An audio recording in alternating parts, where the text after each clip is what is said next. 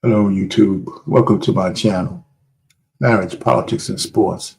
This one is another political reaction video to a conservative guy I follow as well. I have a series of conservatives that I'm following, and here's another one. His name is DeVory Darkins, and I'm gonna put the link to his videos in the description once I'm done with this live. So we're gonna just react to a couple of recent videos that he did. This particular one is about the unfortunate and tragic assassinations out in Minnesota. And he's going to talk about Trump also kind of backtracking on his ICE raids of facilities that the known illegals are working for. And I'll have a little bit to say about both. And then I'm going to play the second video that he did talking about the parade and a few other things. And that one I might go a little bit longer. But this one, I just want to give a taste of some of the past news and the recent events. I'll give my little reaction. My channel here, like, share, and subscribe here, because I do a lot of these political reactions. And, you know, I'll do some other things in terms of relationships. I moved my sports channel to Unique Sports Talk. That's a new channel I have. You could find that. And the other channel, I have a music channel as well called Theme-Based Music. And you can find that as well. I might put those two links in the description as well. So I try to move some things off of this channel and separate things out. So I guess it could be more focused for the algorithm. So like, share, and comment. To this one, I'm going to do my little reaction. Without further ado, we're going to get started because there's a couple of things he talks about. Now, this guy is a veteran, as far as I'm concerned. When I say veteran, a veteran conservative. And he's been around, but I'm still going to play my new conservative record after I'm finished with all of this stuff. Anyway, stay tuned if you're still here. Great. All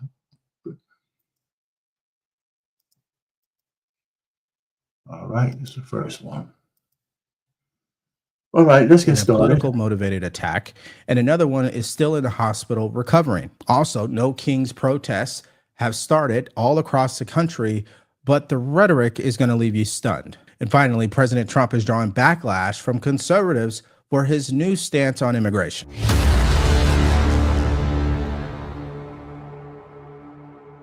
Two Minnesota lawmakers and their spouses were shot overnight at their homes in what officials are calling a politically motivated attack. One of the lawmakers, State Representative Melissa Hortman, was killed, and so was her husband. Hortman was the top House Democratic leader in the state legislature and a former Minnesota House Speaker. State Senator John Hoffman and his wife were also shot in their homes. In their home, they are in the hospital after undergoing surgery. Officials say they are optimistic that they will survive. Meanwhile, a massive manhunt is underway for the suspect, who authorities say targeted the victims at their homes, impersonating a police officer. Yeah, this is just tragic news on a Saturday morning. Nobody wants to wake up and hear something like this take place, especially when our political landscape is so toxic right now. It's just unfortunate news. And the president did put this up about an hour ago. I've been briefed on the terrible shooting that took place in Minnesota, which appears to be a targeted attack against state lawmakers.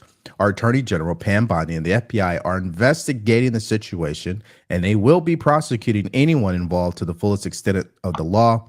Such horrific violence would not be tolerated in the United States of America. God bless the great people of Minnesota, a truly great place. Now, the governor, Tim Walz, has already called this a politically motivated attack. Now, I want you guys to listen to the details in this next clip because it really shows you how chilling this tragedy is. Take a listen. All of this started to unfold around 2 in the morning overnight when police say that they got a call about a shooting at a residence at Minnesota State Senator John Hoffman's home. They entered and they found both his wife and State Senator Hoffman were shot and injured. Both of them, as you mentioned, went into surgery and they are expected to survive.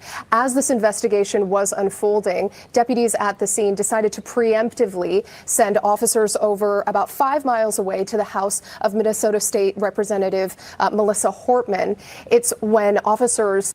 Now, this is that preemptive thought process was actually some good policing. I mean, you could try to read things into that, but that's some good policing. Hey, listen, this looks like something politically motivated. Who do we know in the area? It's another politician. And lo and behold, they stumble upon this dude. Now, it's not clear to me, and I guess when bullets are flying, it might be easier for a guy to get away, even if the cops are there. That's the only thing. I mean, how did he get away from these guys? But you know what? You can't run head first. You got to be cautious. And that might have been all the time he needed to get into the dark.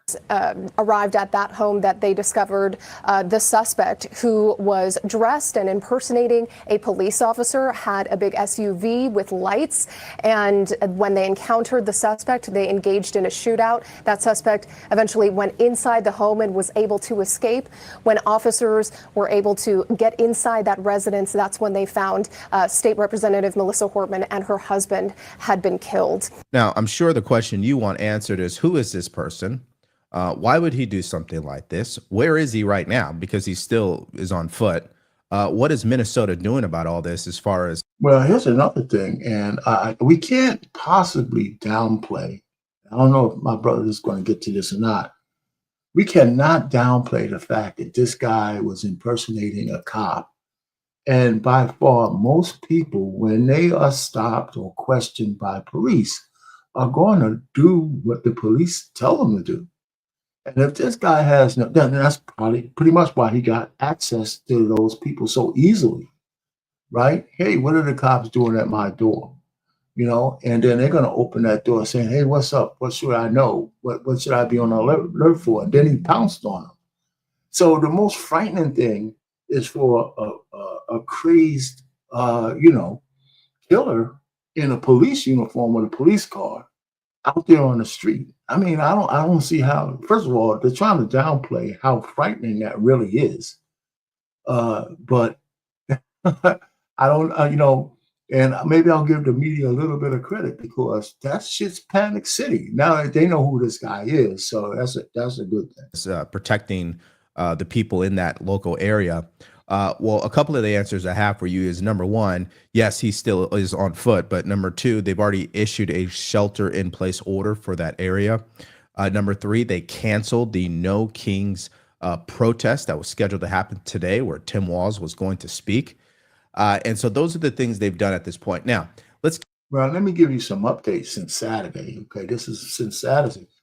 So the updates is that they stopped his wife, and she had 2 passports in her car. From what I read that somewhere, she had 2 passports, and they're detaining her on the thought process that she was trying. Well, it sounds like she was trying to meet up with him somewhere, so they can try to get out of town. Now, remember, all the ports of exit are pretty much locked down. They're not getting. This guy's so recognizable that he's not getting out of anywhere where you're going to hand your passport over to somebody and get out of Dodge. It's just not going to work. So that's another thing. They got his manifesto. We'll talk about this. And the fact is, like, he has this No King signs, and we'll talk about that. But there's some chatter that he was a registered Republican as well in 2019. That might mean something, or it might not mean anything, because people change political stances and parties all the time. So there you go. Let's get back to what they found in his vehicle. Colonel Christina Bogoyevich with the Minnesota State Patrol. Given the targeted shootings of state lawmakers that happened overnight, we are asking the public to not attend today's planned demonstrations across Minnesota out of an abundance of caution. We don't have any direct links. However, there were some flyers that said No Kings within the suspect vehicle. And as we know, the planned events throughout the state of Minnesota today is a No Kings event. And so the reference materials that were inside of the vehicle that we saw, we have no understanding that any of the No Kings events would be targeted, but we also find it of interest to the public that these would be in there, and we want to alert everybody until we do that. Because this is such an active investigation with information not knowing right now, we feel it's an obligation to all of you and the public across the state of Minnesota to alert you of it, and that's why the Colonel made the notation of a recommendation. Now, if this guy has some issues, let's just say with the left-leaning people, he would have his way with a whole bunch of people if he's walking around with No King signs. Now, it looks like he has a lot of these things that he might want to be handing out, But who knows? I mean, this guy's all over the place. Is he conservative? Is he on the left, or he changed his mind? We do know he worked for Tim Walz. Many people don't go today, but the individuals are not in custody yet, and so we want to make sure, as that very active manhunt is underway and continues, that we make sure that we're sharing that, and that's part of why we're making the recommendation. Now, let's get to who the alleged shooter is. According to Julio Rojas, who is a national correspondent for The Blaze, he put this post up just about an hour ago, to be exact. I'm told by a police source in Minnesota the suspect in the shootings of the Minnesota state lawmakers is Vance Luther Bolter. It appears it is the same Bolter who was appointed to the governor's Workforce Development Board in 2019 by Governor Tim Walz. He appointed to the governor's Workforce Development Council in 2016 by then Governor Mark Dayton. Now, because of this information, there's no question that people on the right are going to start blaming Governor Tim Walz for this, and I think that is a misstep. There's no question there is a connection, but that doesn't mean the connection means he's directly responsible for the murder of that state lawmaker. But I will say this, there's no question that the political rhetoric is definitely behind all this. And it's also been reported that police found a hit list in the suspect's car with nearly 7 different, and it's also being reported that police found a hit list in the suspect's car with nearly 70 different targets, including pro-lifers. Also, what was in the car was a Father's Day card addressed to the suspect in a bag full of ammunition and a manifesto. I mean, this is just ludicrous. The suspect allegedly had a hit list of other Democratic leaders. Officials said at the press conference earlier, Morgan, that they had found a list inside of that car that he had at one of the lawmakers' homes. Remember, they said that it looked like a police cruiser with lights flashing, and now sources are telling us a bit more about exactly who was on that list that was found in the car. They're saying that it included multiple Democratic lawmakers, both at the state and the federal level. That included Governor Tim Walz, who we heard speaking earlier today. It includes the Democratic State Attorney General Keith Ellison. It also includes Congressman Ilhan Omar, who, of course, is quite outspoken and known from that state, and another senator from Minnesota, Tina Smith. So those are high-level, notable names. We're also told that investigators are looking into whether or not this suspect or person of interest was possibly motivated by extreme views on abortion. So a little bit more coming out about who this individual could have been targeting. So here's what I have to say about this so far. If you're thinking about the names that are on his list, the hit list, it begs the question, why would there be Democrat names only on that list? This is supposed to be an individual who leans left, Democrat. Now, my only conclusion with this, and this is my own personal opinion, folks, is I believe rhetoric without action creates a vacuum. What does that mean exactly? If I continue to go out there and tell my voters and my base that President Trump is a dictator, he's a fascist, he's taking over this country, he's destroying our democracy, this country will not survive if he continues to be president. But then 2 days later, I'm on a beach sipping margaritas, taking selfies, hanging out with my colleagues. And in some cases, I'm taking a picture with the president, shaking his hand and smiling. What does that do for a person who's mentally unwell? Well, that's a theory that he has. I mean, you could put a lot of theories. He could just be a deranged guy who actually is sending mixed signals, but the people he attacked are on the left.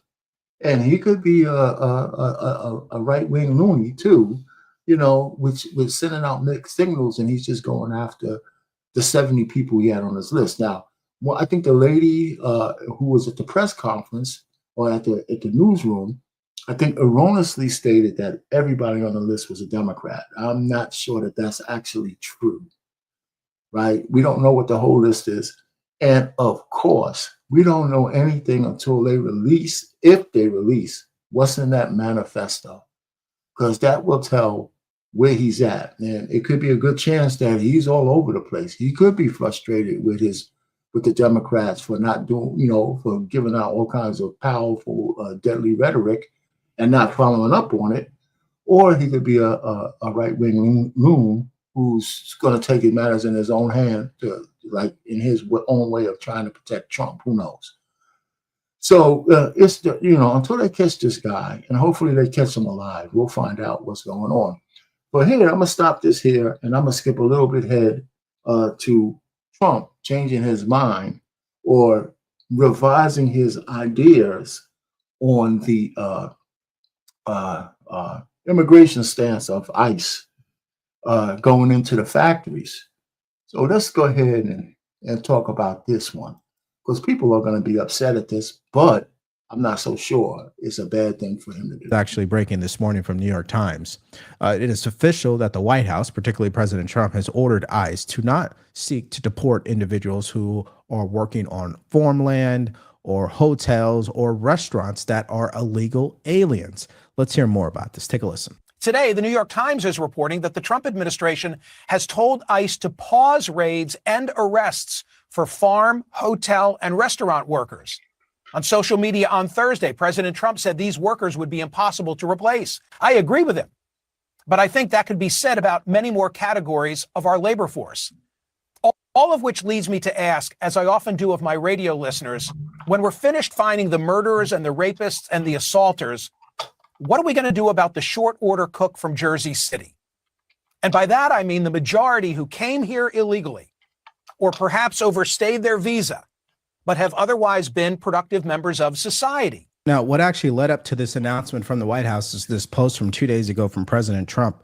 Let's just read it to you here. Our great farmers and people in the hotel and leisure business have been stating that our very aggressive policy on immigration is taking very good, long-time workers away from them, with those jobs being almost impossible to replace. In many cases, the criminals allowed into our country by the very stupid Biden open border policy are applying for these jobs. This is not good. We must protect our farmers, but get the criminals out of the USA. Changes are coming. Now, if you ask me, this is a double binding message, meaning what? On one hand, President Trump has promised to deport all illegal aliens, but on the other, he is making exceptions, and that's not going to bode well for people who voted for him. What made you change your mind about targeting in California farmers and people in the hotel and leisure business? Well, we're not targeting. In fact, if you look today, I put out a statement today about farmers. Our farmers are being hurt badly by, they have very good workers. They've worked for them for 20 years. They're not citizens, but they've turned out to be, great. And we're going to have to do something about that. We can't. Well, let's just stop with that, right? Now, yeah, his critics are going to be mad at him backtracking. But the other thing that he's balancing is the economy. So you could look at it from a lens of saying, hey, listen, maybe it's a good idea not just prioritizing getting the numbers up, but going by what you promised in the beginning is getting the hardline criminal guys out. Somehow, given the places where it's an easy, low-hanging fruit, like these factories, and these chicken plants and ice plants, and ice meaning whatever cooling plants, whatever this is, where illegals will be used as cheap labor, even though their CEOs and owners are breaking the law. That's low hanging fruit. Now, those are the people who have been here, and even though they've been allowed to stay here without assimilating, but they're building families, they're building friends. A lot of them don't speak English. And they send a lot of money back home to their home countries. And they don't have any real allegiance to the American flag. So it's a double-edged sword. But removing tens of thousands or a million or so of these people will have an impact on the economy. There's no doubt about it. So it's only in practice sometimes that you really see maybe the error of your ways. Now, if you're going to let them stay here, you got to make a deal with the owners of these companies to actually give these people some kind of papers, temporary or not, like the temporary stays that used to be there. You might have to reinstate that for these people, but not for the reasons of asylum, but for reasons of keeping the American economy going, which it has to be an admittance that you need these people. And you could allow the owners of these companies to continue to exploit them, because that's what's happening. They're paying them slave wages, and they're not subject to all the laws that a regular American worker would be. So there's a delicate balance to that. So You know, he's in a sticky situation, but hey, yo, you know, they're paying you the big bucks, President Trump. Get this shit right. But I'm not so sure that I'm against him not backing off of raiding these easy, low-hanging places and concentrating on the criminals again. That should go ahead a long way of pulling back all the protests and everything else. I mean, that's just my opinion of it. You know, you guys could tell me what you take farmers and take all their people and send them back because they don't have maybe what they're supposed to have, maybe not. And you know what's going to happen and what is happening? They get rid of some of the people because, you know, you go into a farm and you look and people they've been there for 20, 25 years and they've worked great and the owner of the farm loves them and everything else. And then you're supposed to throw them out. And you know what happens? They end up hiring the people, the criminals that have come in, the murderers from prisons and everything else. So we're going to have an order on that pretty soon, I think. We can't do that to our farmers and leisure too, hotels. We're going to have to use a lot of common sense on that. Okay, so it's clear from the president's point of view that this is a common sense decision. Now, I'm of the opinion that I could see why he sees it that way. Because at the end of the day, this is a president that's trying to make sure economically this country continues to thrive. And obviously, if you deport all these people overnight, that's going to cause a disruption economically. No question about it. Absolutely. Now, what's fascinating, though, on the left is that these are the same people who cry about the wage gap and inequality, but support illegal aliens crossing the border illegally and then getting a lower wage job where in some cases they're paid under the table at a lower wage versus if an American citizen was hired for that job. So I don't know how you make sense of that either. And what's also interesting, if we go back to people on the right, some people don't even support President Trump for making this decision. They want to see all illegal aliens deported, no matter how long they've been in this country. I don't care if it's 50 years or one day. Well, listen, again, I'm going to go ahead. This is the end of this one. I'm going to go to the other video. But yeah, just like I said, it's a balancing act. Sometimes at the top, you got to make these tough decisions and you're never going to make everybody happy. But I don't disagree with him backing off and going after the hard targets. But I would use this as a bargaining chip with the blue states, those traitorous betrayers of the blue states, and tell them, listen, I'll back off of all your factories. I'll back off of everywhere you say, as long as you agree with me that if you got people in custody who are criminals and they are illegal aliens, that you agree to let ICE come into those jails and take them out. That would be my bargaining chip. You know, tag me in, coach, because that's what I would do.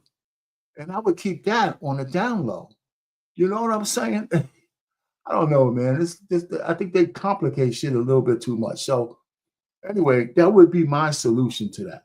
But anyway, let me go ahead and bring up the other video, and then we'll just keep this going. Because this guy, I like this guy. He's a nice conservative, but he's level-headed.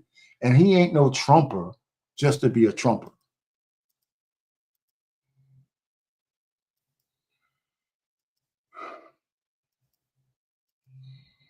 Okay.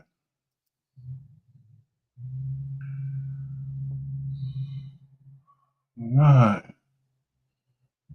Let me start this from the beginning. Exactly what went on. And secondly, this conflict between Israel and Iran is continuing to escalate and heat up. But the question remains, should America get involved? We'll break it all down and give you the bottom line. Wait a minute. One thing I will say, I want to go back to you, Ali, that again, when we talk about the sort of tension in the country, and sometimes, you know, you and I have both been at Trump rallies. Those can be, you know, very tense, a kind of, I would say, like kind of a dark, malevolent energy sometimes in them. Not always, but it doesn't seem like that's the energy on the mall today, which I think is a good sign, right? Correct. That you're really correct about that, Chris, and it's something we were watching for. Yeah. I'm just sort of surprised by the number of people who were at the front of the parade, watching, cheering, and then would come and ask to take a selfie. Yeah, right. This is a very different mood here. Yeah. People seem to be going out of their way to say that they're here to celebrate the Army's 250th birthday. Now, there are people walking around with signs. A moment ago, while you were talking to Jen, guy just came around and said, Trump 2028. And I said, how does that work exactly? And he's like laughing and had a big flag on him. So there's some politicization here, but it is not, it's not dark. It's not tense. It's not amped up. It's different. It's different from covering a Trump rally. All right, what you just heard there was from MSDNC and how they had to admit out loud that this military parade from yesterday that celebrated the U.S. Army's 250th birthday was a success. And what does that mean, ladies and gentlemen? It means that what you're seeing on social media from the left is false. What mainstream media wanted you to believe is false. That this was not about President Trump. In fact, he was an afterthought if you actually watched the parade yesterday. This was about celebrating the men and women who paid the ultimate sacrifice while serving in the U.S. Army over the past 250 years. Now, what's also interesting about this entire story is Senator John Fetterman, once again, is doing something that pisses off Democrats. He's telling the truth. And we're going to look at ground news to show you the truth and what the media is saying so you can think for yourself. And if you guys want to follow along, just go to ground.news/DeVory. Now, before I show you what the media outlets are saying here, I just want you to see exactly what Senator John Fetterman said. Take a look. Look at this post actually on X from Pennsylvania Senator John Fetterman. Quote, this parade is comprised of our sons, daughters, mothers, and fathers, the very best of the U.S., regardless of your politics. It's appropriate to celebrate the 250 years of sacrifice, dedication, and service. Deneen, why can't every American get behind that same sentiment as John Fetterman, by the way, who has impressed me a lot more than I ever thought he would coming into the U.S. Senate? Good for him for making those comments. And these aren't the only comments that he has made coming against his own party. No. But look, this is... It's a shame we have to praise a Democrat for being patriotic, but go ahead. I'm sorry. It is. It's so twisted, right? But it's a good thing to do. And I'm glad he came out and did that. But the left, of course, they despise him. They don't like him for doing that because he has stuck his head out of the hole and it's going to be a whack-a-mole moment for him. So what Senator John Fetterman said.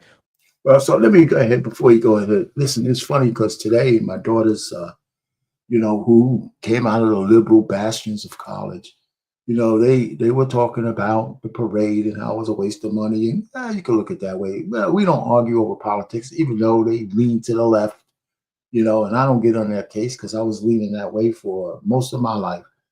And now I don't. Okay. But I told my daughter, I said, you're saying the things you're saying, right? Because, of course, just like most black women, they don't like Trump for whatever reasons. And I do know the reasons I have, but she's not necessarily like everybody else because she's my daughter.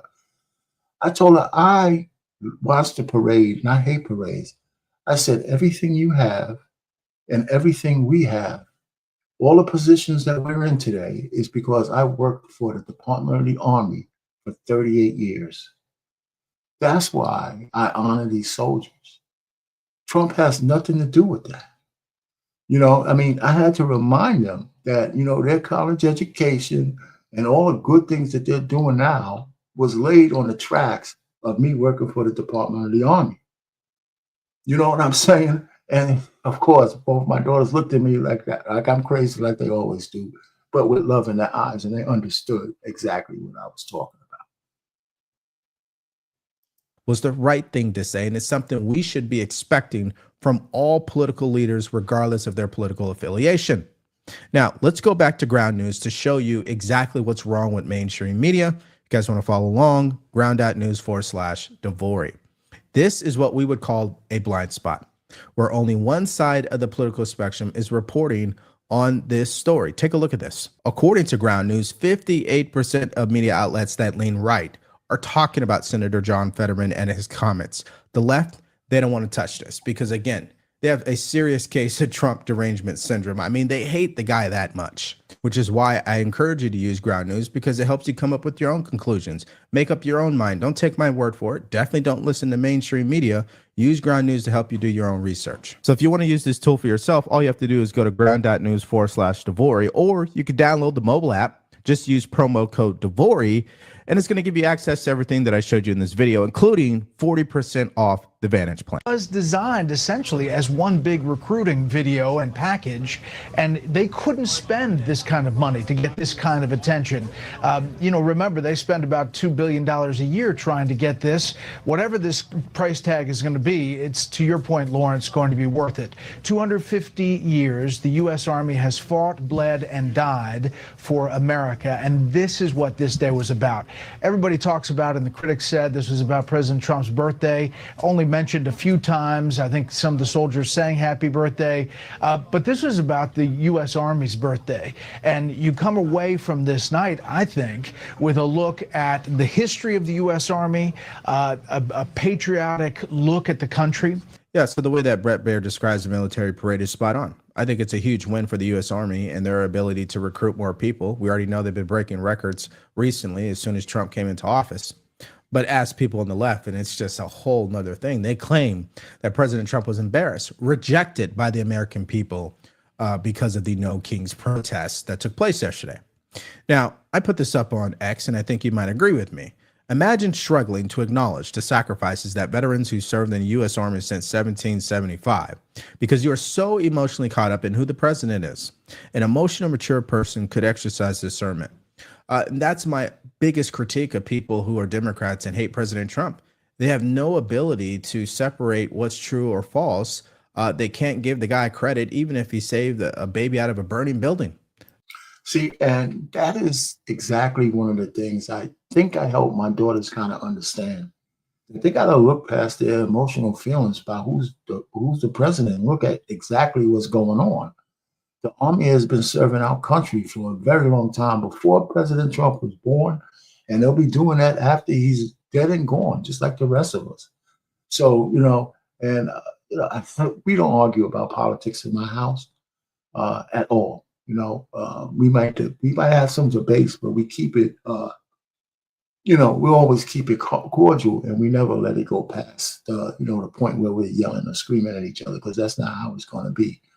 Not with me and my kids, or not with me and my wife. Their derangement is that severe. And of course, I have an example of that. Here are protesters right outside the military parade heckling people who were leaving the event.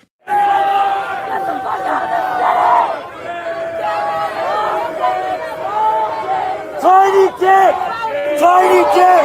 Tiny dick! Tiny! Hey, that was definitely. Hey, go take out the animate your balls! Your balls! Yeah, your balls! He's all racist! He's all racist! Again, they have the right to peacefully protest. I'm not disputing that whatsoever. I just think it's so interesting how when people disagree because of President Trump, all maturity goes out the window. I mean, why are you heckling people who were there to celebrate the U.S. Army's 250th birthday? I'm not understanding that. But I have a couple more clips to just show you how bad it is on the left for these people.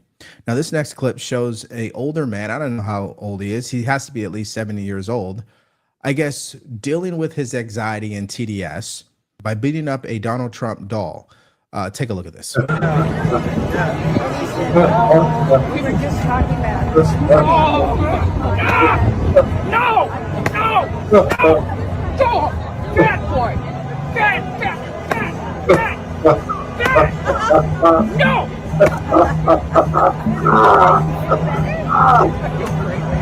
Oh my God. All right, if you thought that was disturbing, wait till you see this next clip. And I just want to say this before I show it to you. I think one of the most disturbing things for me is senior citizens who are caught up in this rhetoric. They have seen so much in our country, more than I've seen, of course. I'm just a young guy here. But I guess I have this expectation of older people to not fall for the trap of propaganda. That the media is just straight up lies to you, and you know it is. But I think the principles are the same no matter your age. If you get emotionally caught up in something and you're not thinking for yourself, your reactions are going to be. Wait till you see this next lady, Catellia. Wait till you see. Be unstable. And this next clip proves that. Take a look. I'm just so scared.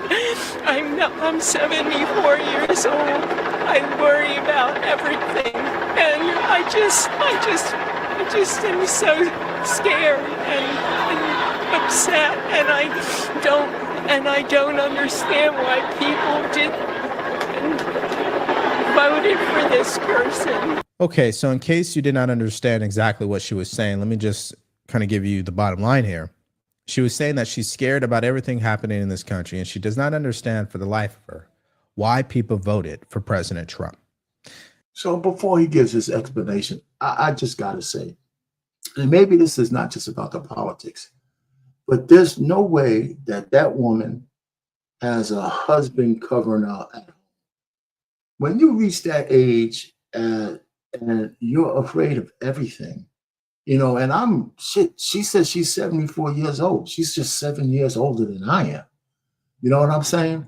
One of the things I think about old people is that your fear should be lessened. It'll take a whole bunch for me to start getting, you know, crazy about things. She's probably alone.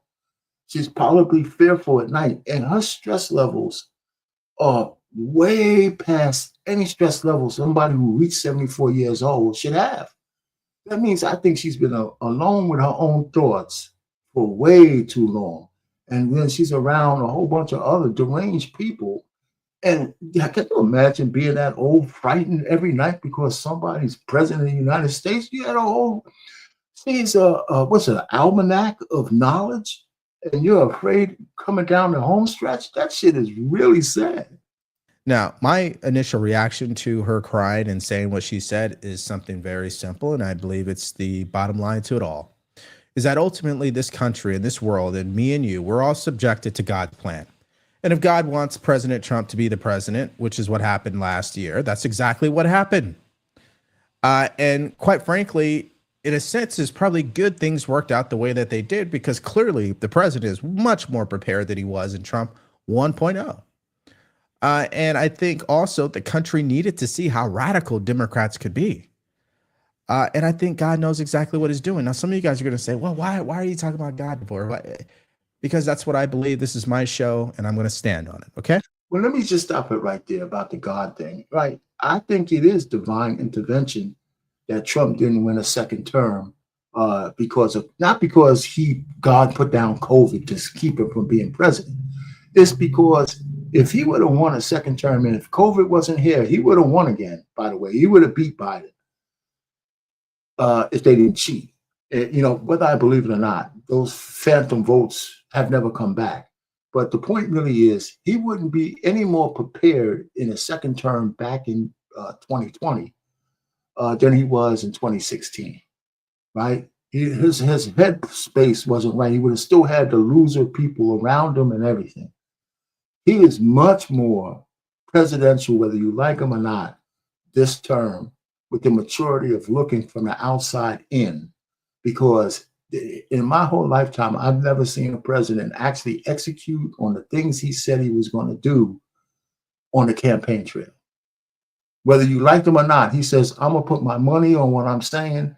You vote for me or you don't vote for me. I don't care. So I can understand, because maybe that's divine intervention. So I don't disagree with DeVory. And I believe the next clip I'm going to show you is another person who thinks the same way, and that's Rand Paul. He has continued to stand on his statement that he actually did not agree with this U.S. military parade. Take a look. You know, I'm all for the president appearing and doing enlistment ceremonies at military bases. I've been with the president at Dover to receive home our dead soldiers, and so those who have been killed in action, and to mourn their loss. But I just never liked the idea of the parade, because I grew up in the 70s and 80s, and the only parades I can remember are Soviet parades for the most part, or North Korean parades. And the parades I remember from our history were different. You know, everybody remembers that famous scene of the soldier, you know, dipping the girl and kissing the girl in New York in a ticker tape parade. But we were rejoicing the end of war, and we were rejoicing our soldiers coming home. And that absolutely ought to be commemorated and discussed every year, Memorial Day, Veterans Day. But we never glorified weapons so much. And I know he means well. I don't think he means for any of this to be depicted in another fashion, but I'm just not a big fan. And then there is the cost. I mean, we're $2 trillion in the hole, and just an additional cost like this, I'm not for it. Okay, just a couple of things for you. First, he said that he didn't see any parades like this in the 80s or 90s. Well, that's wrong, because George H.W. Bush had the same type of parade. It was not celebrating the U.S. Army's 250th birthday, but he definitely had military troops, armor, vehicles, weapons on Constitution Avenue. So I don't know why Rand Paul would even make that comment. And secondly, $45 million is what they said that this costed. A drop in the bucket. That is nothing compared to what the federal government is going to spend this year. And we all know that. So I get Rand Paul. He's a contrarian most of the time. Sometimes he's very principled, but in this scenario, can you read the room a little bit, man? It's the U.S. Army's 250th birthday. You sound like you're just pissing all over it. Okay, so let's give you guys an update in regards to Israel and Iran.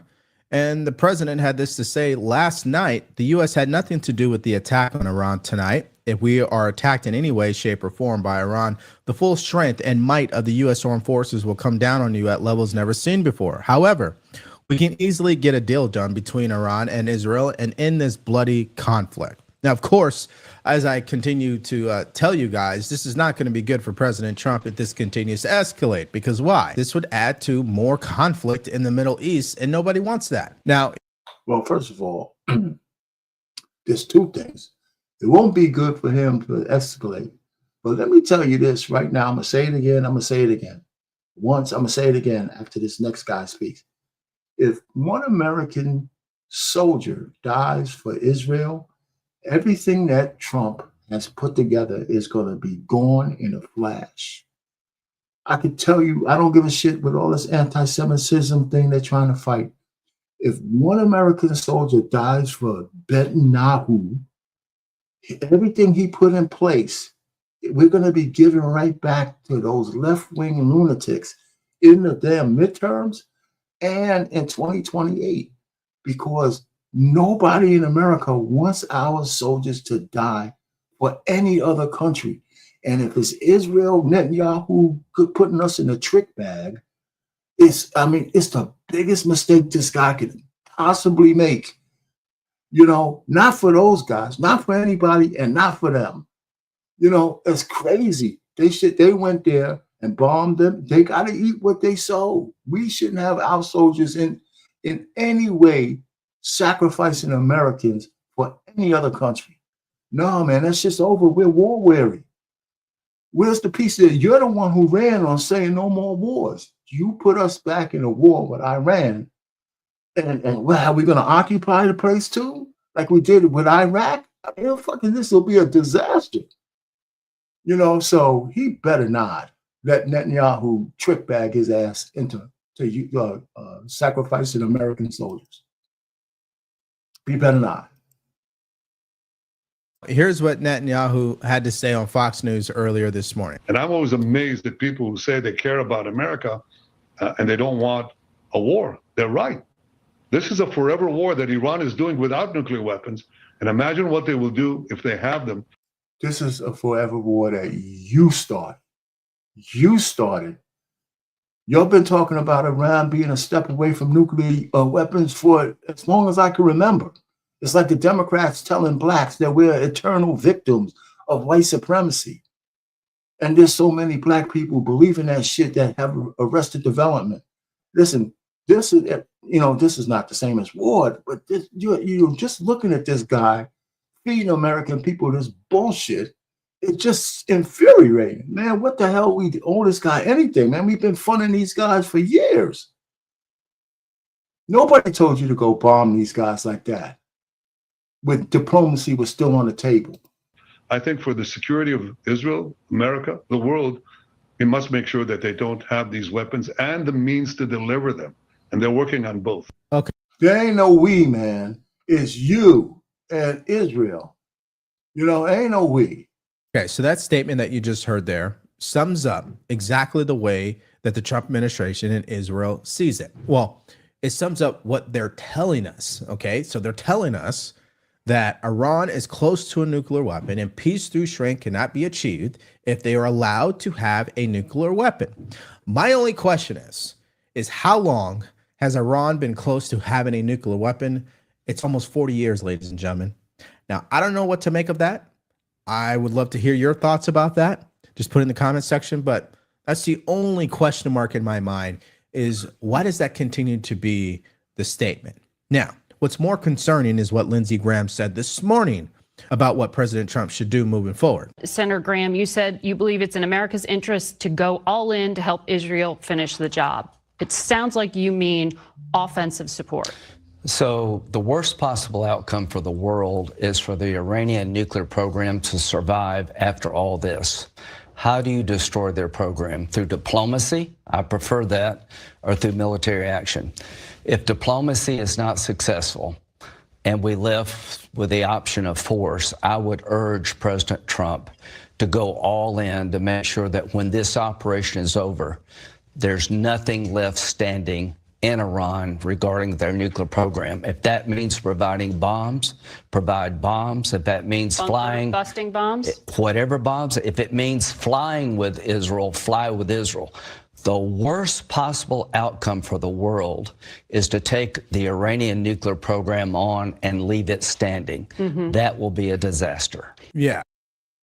So what would be a bigger disaster is sending sons and daughters over there to fight another forever war. That would be a disaster. And that's the cold, hard reality for people like Lindsey Graham and what they need to understand about how. And Lindsey Graham has been on the payroll of the military industrial complex. He hasn't met a war that he doesn't want to kill American young soldiers for. I don't even think he has a dog in the fight.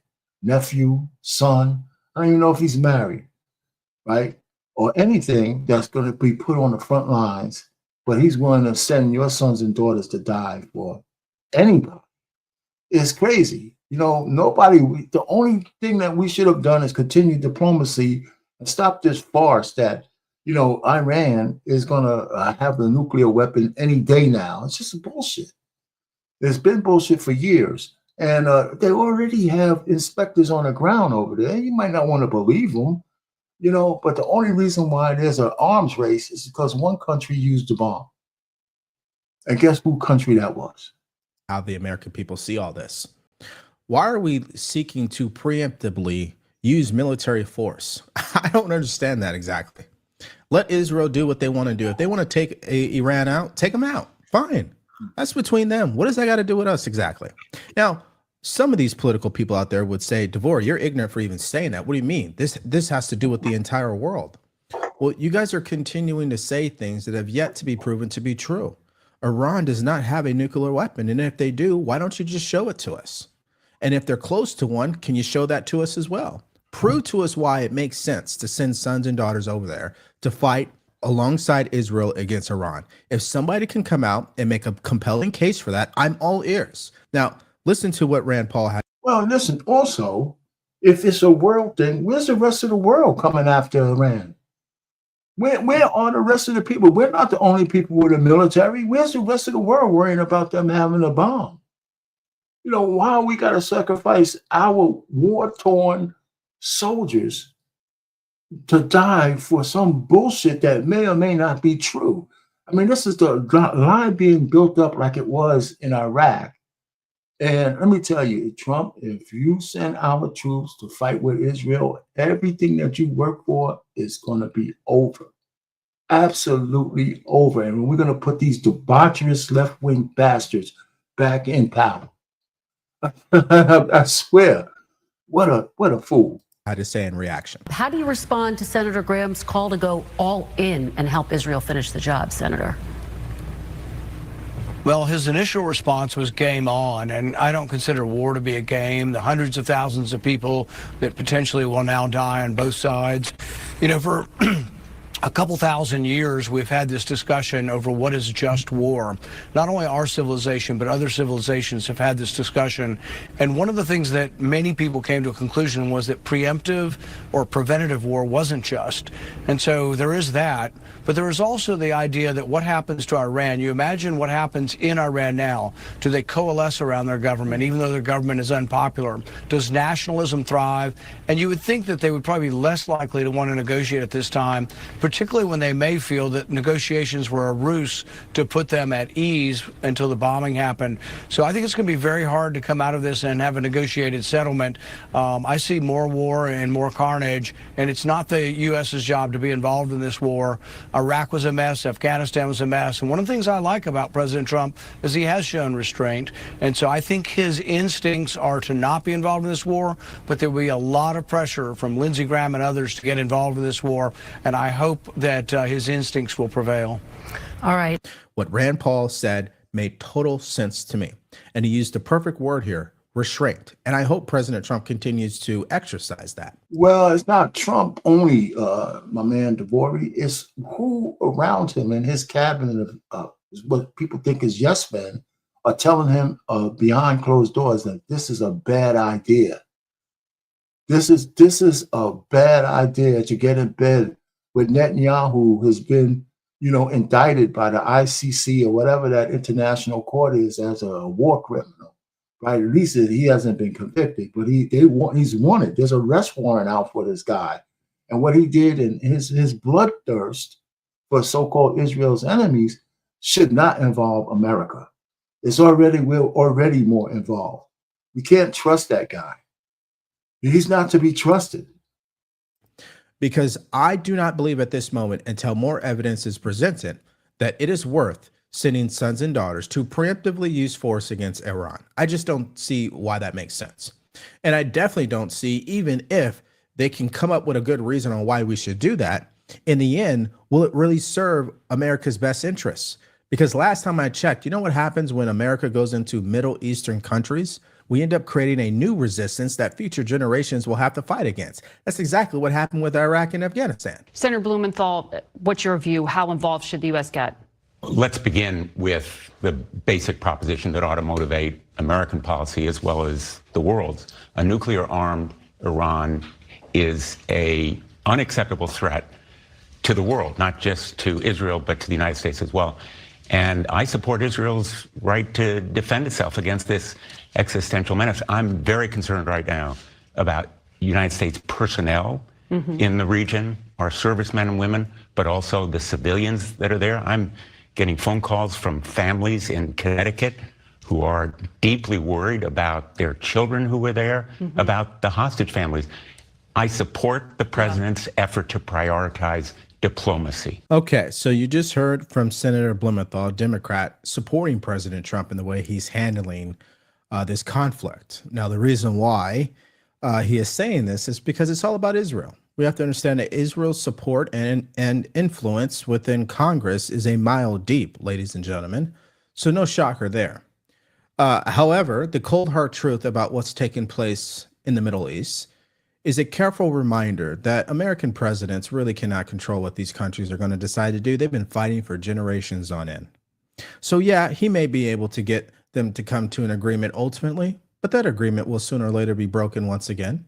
He may be able to get Ukraine and Russia to stop right now, but they'll be back at it again because these countries, they can't help themselves. It's almost in their DNA to a certain extent.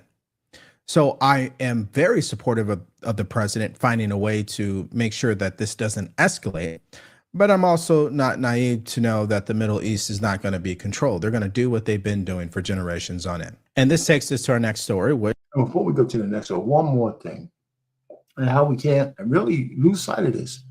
When Saddam Hussein was in charge of Iraq, he was a mortal enemy of Iran. So when we took him out and put, I think, a Sunni in charge of Iraq, I believe it was a Sunni Muslim.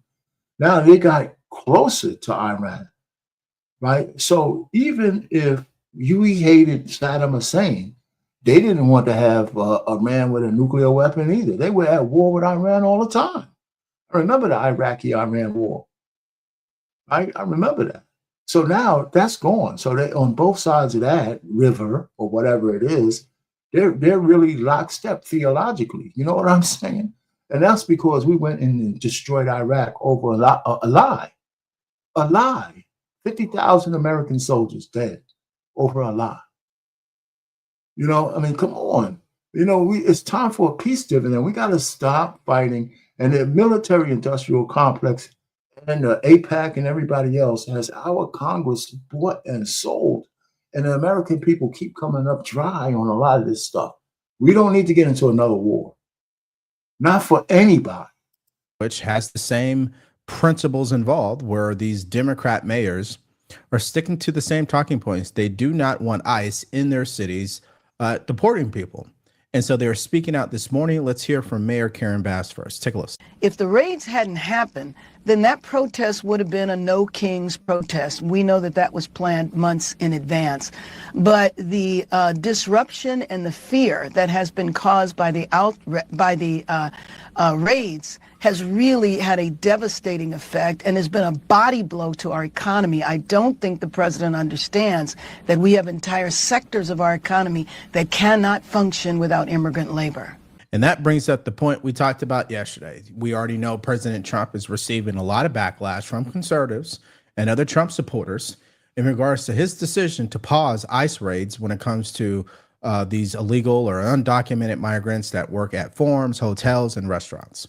And so it begs the question, ladies and gentlemen, why are we allowing illegal aliens to work in these positions to begin with? That is not a good thing. I mean, we already know, again, like I said yesterday, some of these people get paid under the table and not at the appropriate wage. So again, if she wants to blame ICE for doing their job, she should be going to Congress and getting them to change the law. Now, she wasn't the only one. This is Mayor Brandon Johnson from Chicago. Yeah, let me just first acknowledge the level of anxiety and fear and trepidation that this administration has caused.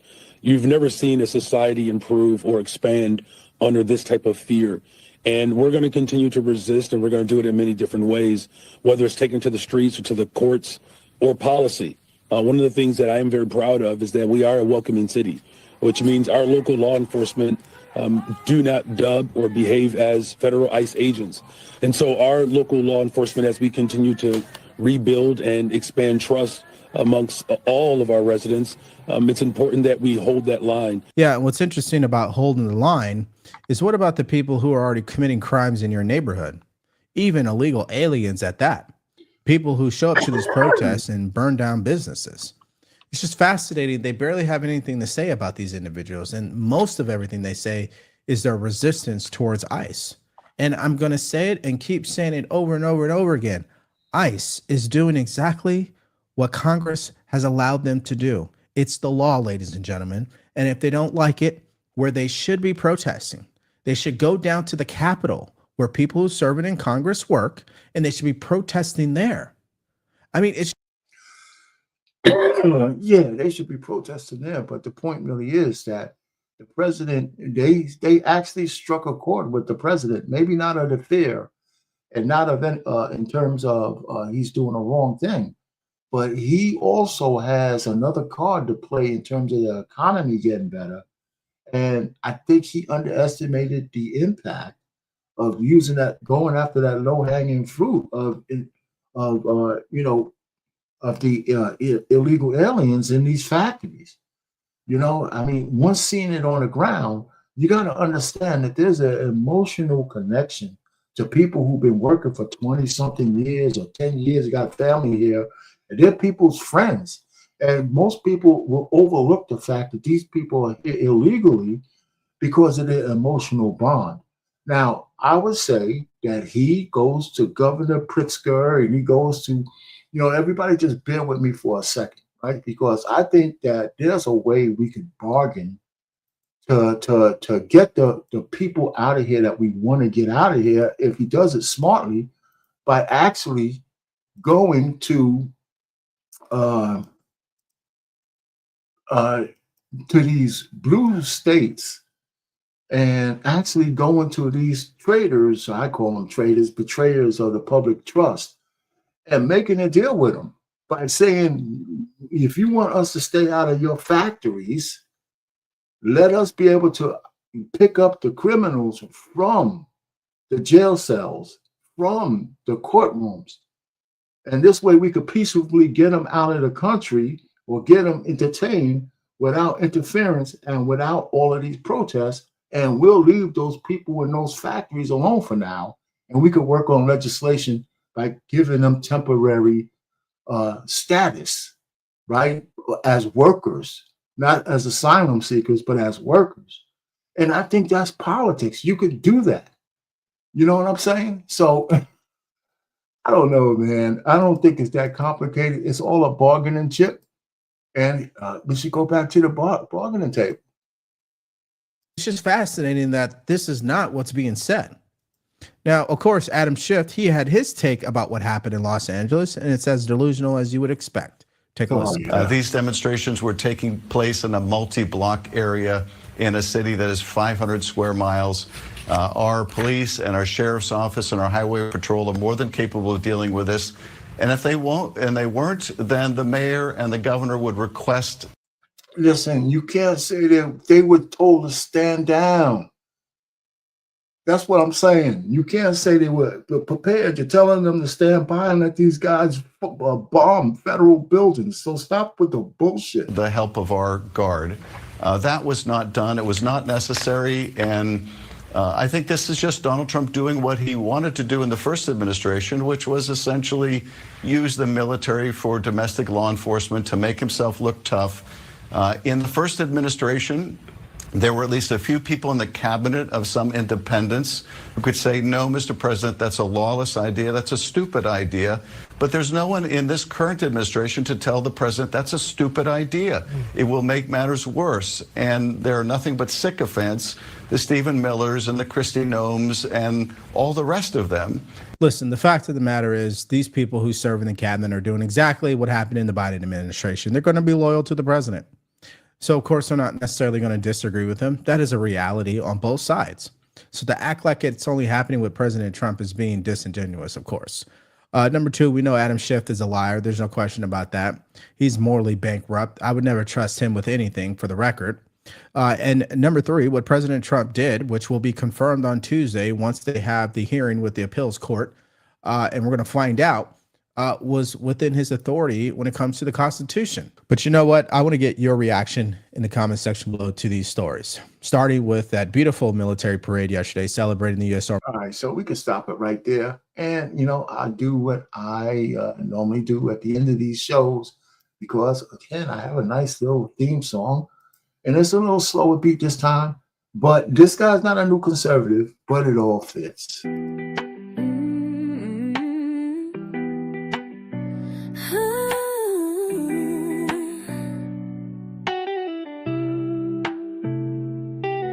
In a world where the truth stands tall and clear, we rise with a vision breaking through the fear.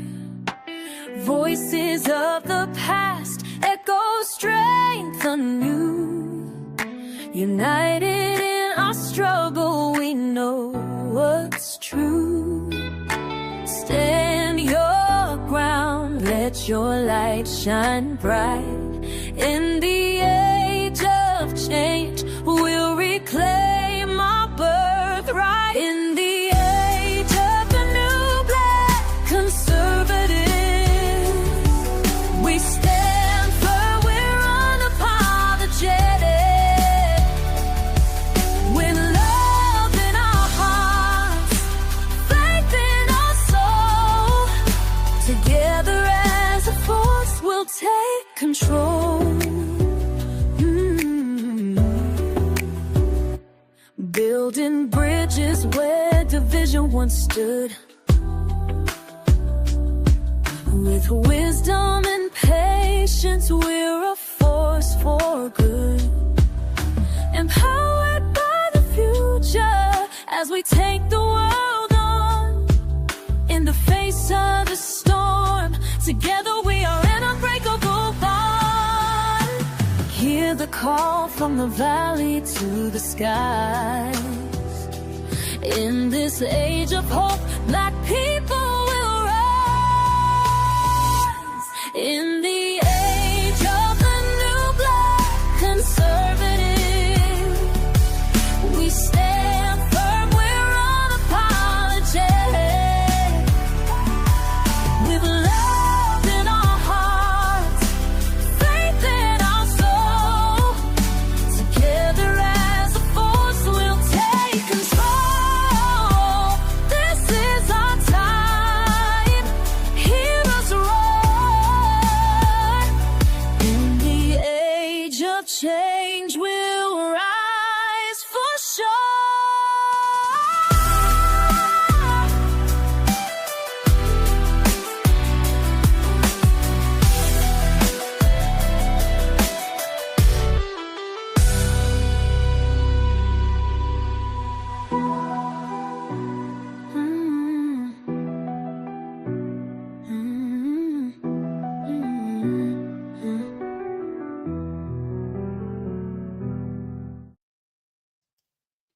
Our Pain, Marriage, Politics, and Sports, over and out. Thanks for stopping by, Cordelia and everybody else.